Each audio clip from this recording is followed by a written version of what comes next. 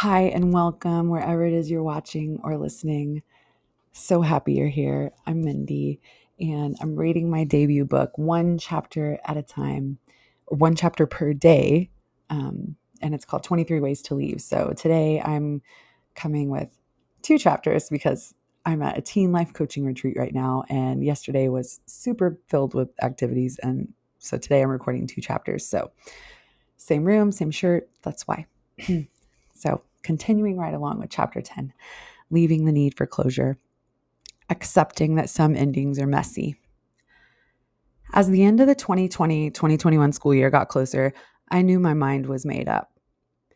I'd been planning for months how I'd finally tell him. This time was different. This time I was for real. Done. There was nothing he could say or do to change my mind.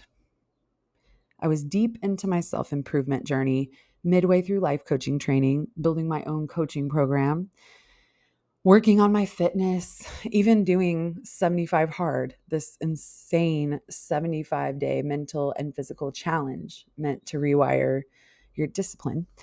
I was basically becoming a whole new version of me. I knew it on some level, but hindsight is 2020, and that version of me had no idea what was coming.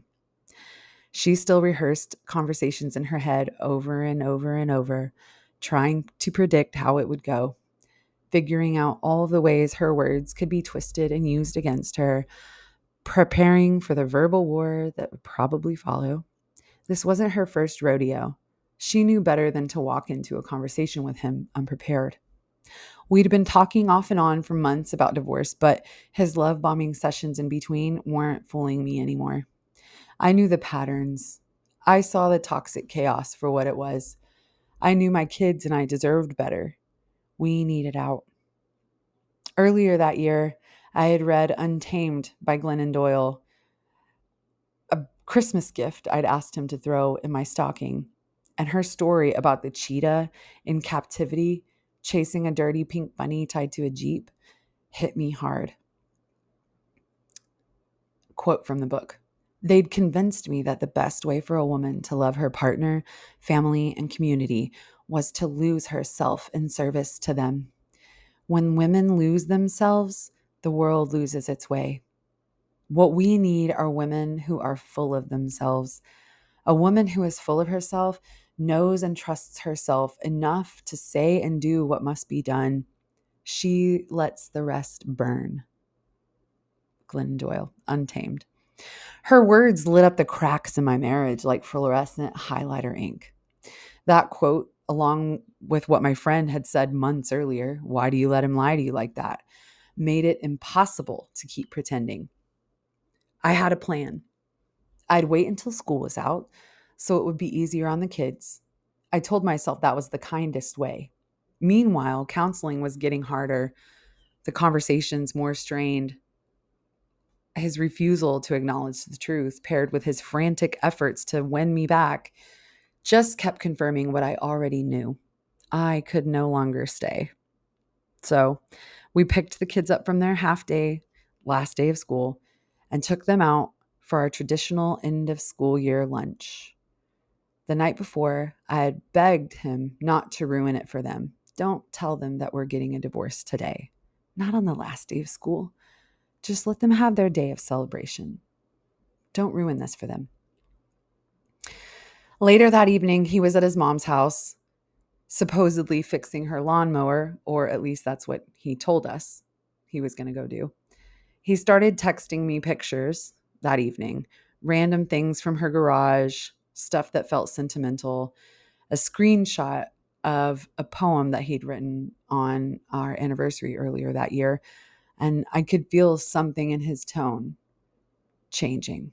And then the last message came through. It wasn't quite a goodbye. It wasn't quite an apology, but I knew. The moment I read it, I knew. I replied right away, don't do anything to harm yourself, Jason.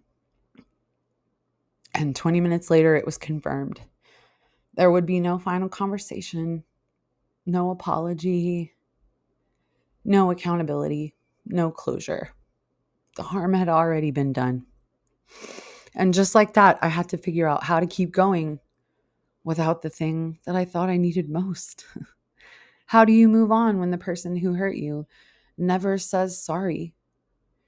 What happens when the door doesn't close because they disappeared behind it and blew the door off the hinges? We crave closure because we think it's actually attainable, like some final scene or some last conversation, some perfect punctuation mark that will make it all make sense. But that's what we're actually looking for, is completion, a way to tie up the emotional loose ends of what we didn't get to say. That's the part that helps us heal, and the part that we're actually in control of.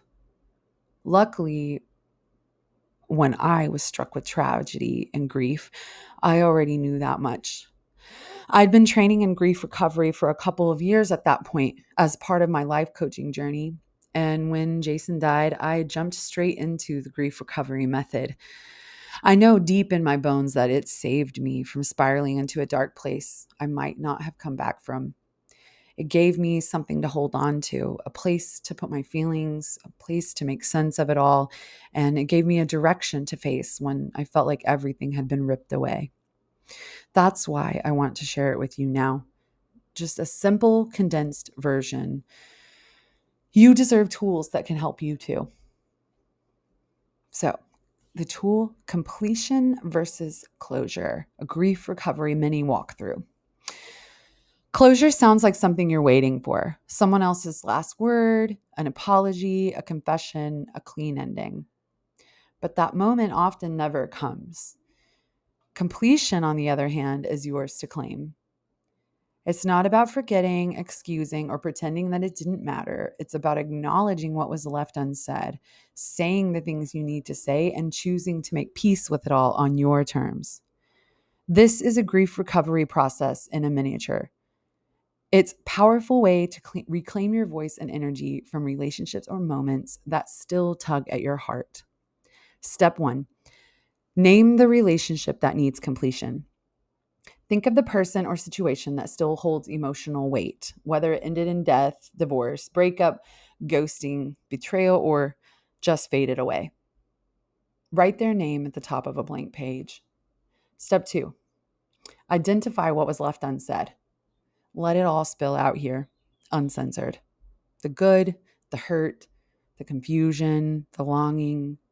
And you can use prompts like, I'm still angry that, I miss when we used to blank, I wish you had blank, I forgive you for blank, I forgive myself for blank. Be messy, be honest, be truthful with yourself.